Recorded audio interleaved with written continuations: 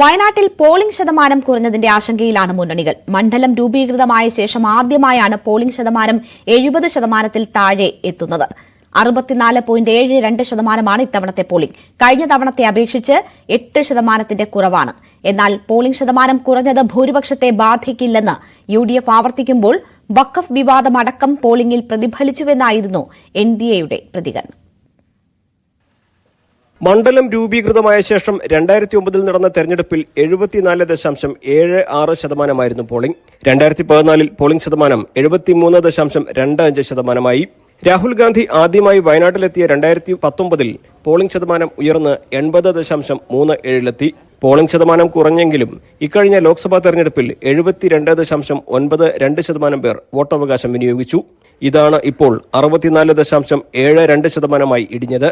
ശതമാനക്കണക്കിലെ ഈ കുറവാണ് എല്ലാ മുന്നണികളെയും ആശങ്കയിലാക്കിയിരിക്കുന്നത്. 5 ലക്ഷത്തിലധികം വോട്ടുകൾ നേടി പ്രിയങ്കയെ പാർലമെന്റിലെത്തിക്കാമെന്ന UDFന്റെ സ്വപ്നങ്ങൾക്കാണ് പോളിംഗ് ശതമാനത്തിലെ കുറവ് മങ്ങലേൽപ്പിച്ചിരിക്കുന്നത്.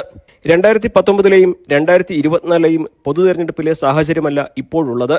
ദേശീയ തലത്തിൽ ഭരിക്കാൻ സാധ്യതയുള്ള കക്ഷിയുടെ നേതാവ് UPA അധികാരത്തിലെത്തിയാൽ പ്രധാനമന്ത്രി തുടങ്ങിയ ഘടകങ്ങൾ രാഹുലിന് അനുകൂലമായിരുന്നു. ഇന്നിപ്പോൾ പ്രിയങ്ക എത്ര വലിയ ഭൂരിപക്ഷം നേടിയാലും പ്രതിപക്ഷ നിരയിലാണ് സ്ഥാനം. ഈ ചിന്ത പോളിംഗിനെയും ബാധിച്ചുവെന്ന് UDF കരുതുന്നുണ്ട്. LDFും NDAയും പൊതുതെരഞ്ഞെടുപ്പിലേതിന് സമാനമായ പ്രചരണം നടത്തിയിട്ടില്ലെന്നും അവരുടെ വോട്ടാണ് പോൾ ചെയ്യാത്തതെന്നും UDF ആരോപിക്കുന്നു.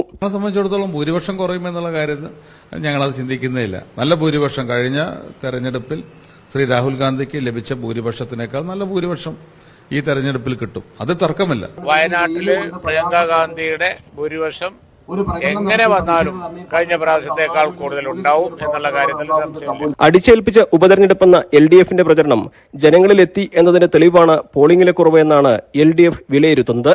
ജനങ്ങളുടെ പ്രതിഷേധമാണ് പോളിംഗിൽ കുറവുണ്ടാക്കിയതെന്നും LDF നേതൃത്വം പറയുന്നു. മറുവശത്ത് വഖഫ് വിഷയത്തിൽ നടത്തിയ പ്രചാരണങ്ങൾ ക്രിസ്തീയ വിഭാഗങ്ങളിൽ സ്വാധീനമുണ്ടാക്കിയെന്നും അതാണ് പോളിംഗിൽ പ്രതിഫലിച്ചതെന്നുമാണ് NDAയുടെ വിലയിരുത്തൽ.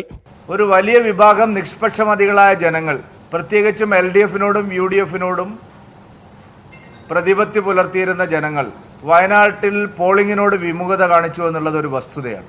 പ്രത്യേകിച്ച് വഖഫ് ബോർഡിന്റെ അതിക്രമത്തിനെതിരെ ക്രൈസ്തവ ന്യൂനപക്ഷങ്ങൾ ഇപ്പോൾ സ്വീകരിച്ചിട്ടുള്ള നിലപാട് പോളിംഗ് ശതമാനത്തിൽ കുറവ് വന്നതിൽ ഒരു വലിയ കാരണമായിട്ടുണ്ട്. പോളിംഗ് ശതമാനത്തിലെ കുറവ് ഭൂരിപക്ഷത്തെ എത്രത്തോളം ബാധിക്കുമെന്ന ആശങ്ക UDF നേതാക്കൾ പങ്കുവയ്ക്കുന്നുണ്ട്.